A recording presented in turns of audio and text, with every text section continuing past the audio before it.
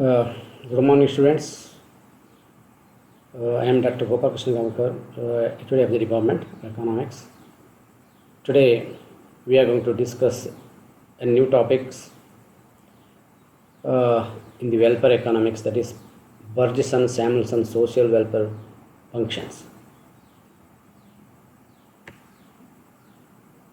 So far, we discussed about Calderic's compensation principle and social maximization principle, like that.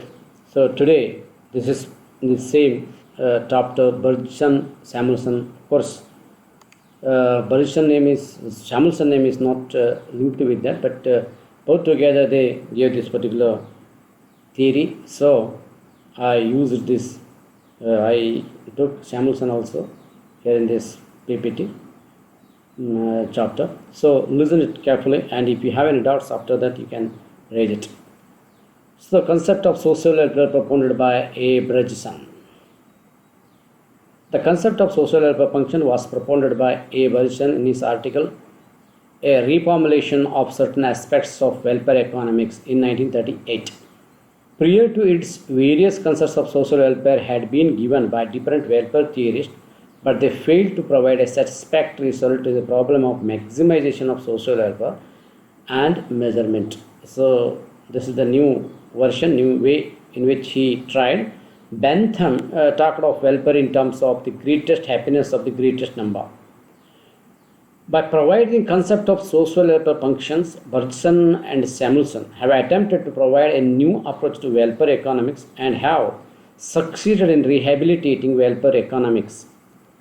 They have put forward the concept of social welfare functions that considers only the ordinal preference of individuals. I don't like to go in detail about this ordinal, cardinal, and all these things because you already learnt about it. This Bergson, of course, he gave emphasis on the ordinal preference of the individuals. According to them, welfare economics cannot be separated from value judgments. Welfare economics is essentially a normative study, but the approach to study must be scientific, despite the fact that the use of value judgment is unavoidable. I don't like to again discuss normative and positive economics here. So, in the normative economics, of course, we are giving more importance to value judgments, predictions, and all these things. So, that is why the particular theory is also related to this value judgments. Of course, they are not ready to drop that value judgment concepts. So, Bergson Samuelson social welfare function can be in a formula like this: W is equal to W is a function of U1, U2, U3 dash dash UN, so bracket, where W if represents the social welfare, U1, U2, U3 and till UN represents the ordinal utility indexes of different individuals of the society. The ordinal utility index of an individual depends upon the goods and services he consumes and the magnitude and kind of the work he does. The important thing to note about social welfare function is that in its construction, explicit value judgments are introduced. So that you have to discuss something about the value judgments also here.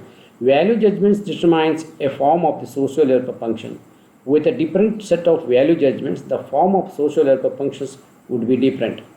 Whatever the case may be, the form of social welfare function depends upon the value judgments of those who decide about them, since it expresses their views regarding the effect which the utility level of each individual has on the social welfare. In the words of Professor, small corrections that has to be done. It's in the words.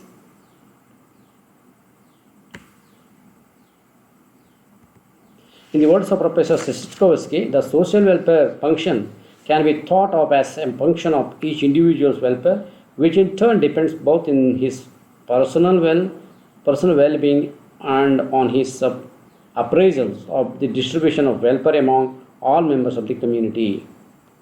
Of course, Szyszkowski, these are the things that I already studied about it. Now, Social welfare function and a value judgments. I already said they are not ready to go away with the value judgments.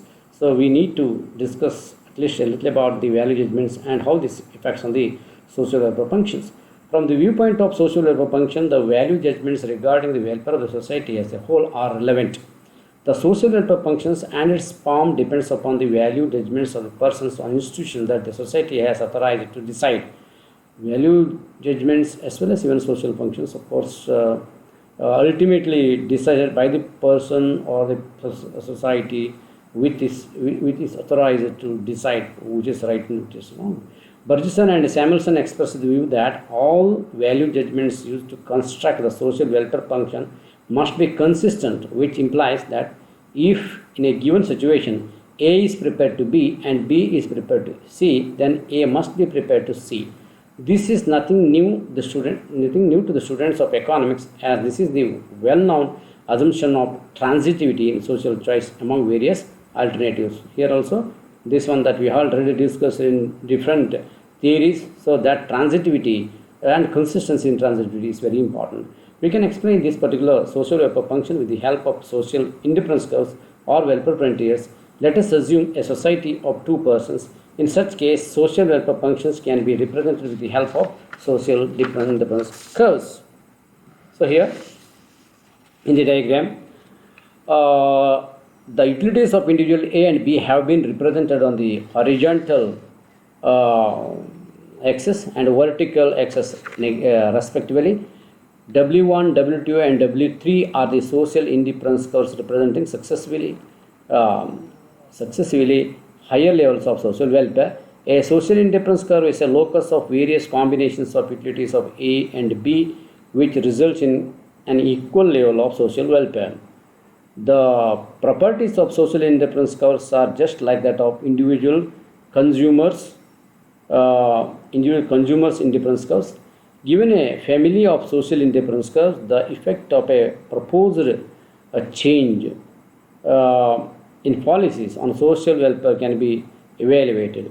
In terms of this particular program, any policy change that moves the economy from Q to T is an improvement. Of course, indifference curves, if you go away from the origin, it indicates the improvement. So if you move from Q to T, that indicates the improvement. Similarly, movement from Q to S or from R to S.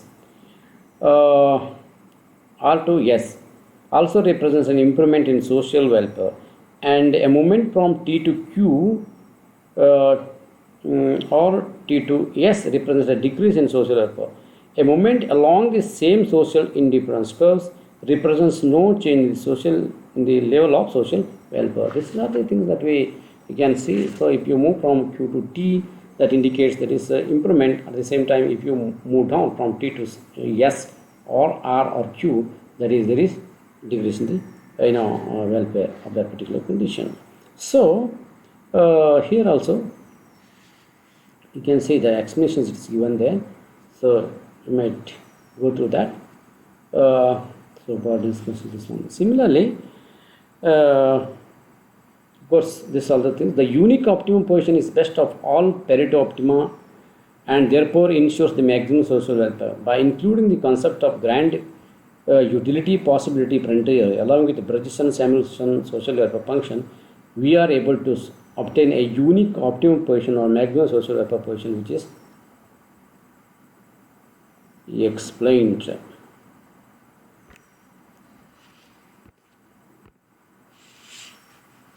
Which is explained.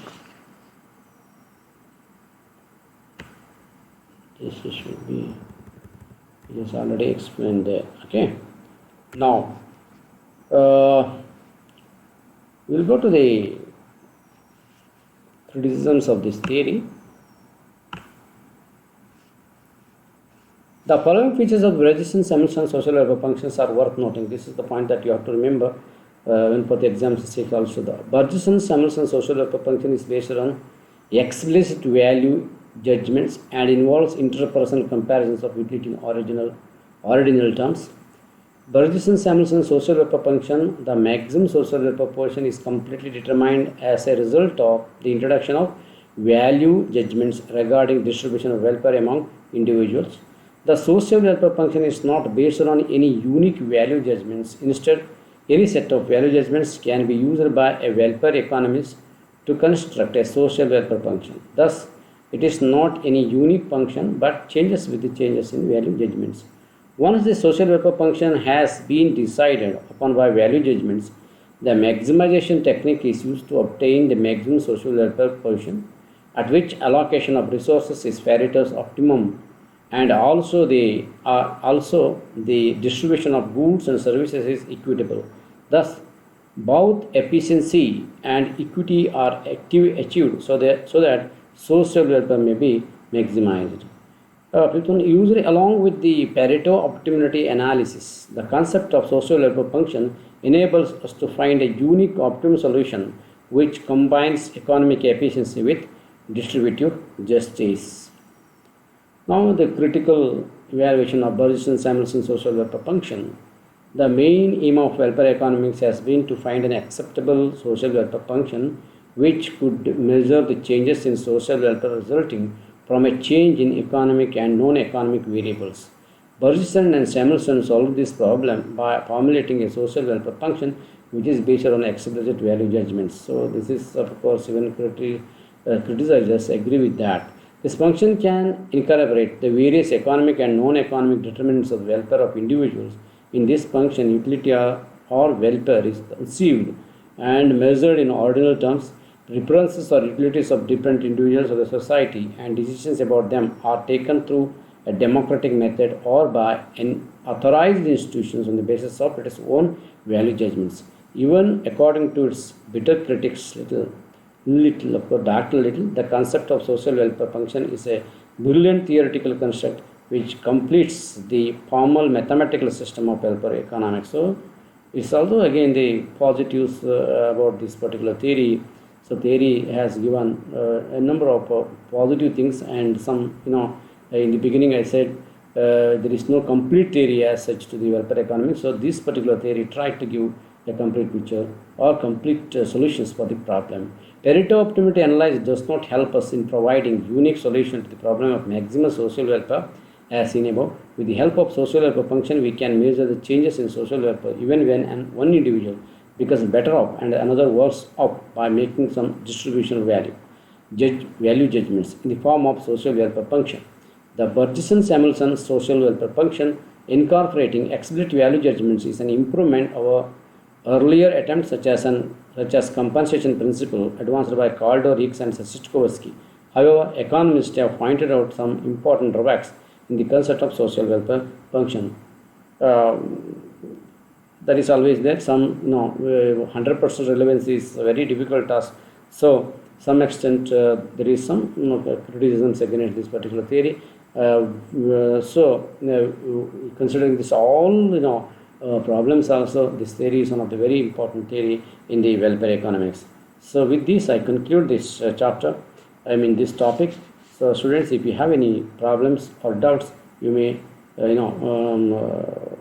contact me, or you can call over the phone, or you may have a comments in the group class also. I will try to explain that one in it. So students, exam is nearing, so take the study a little bit so serious, and very soon there will be exams. So with these words I conclude my topics. Thank you.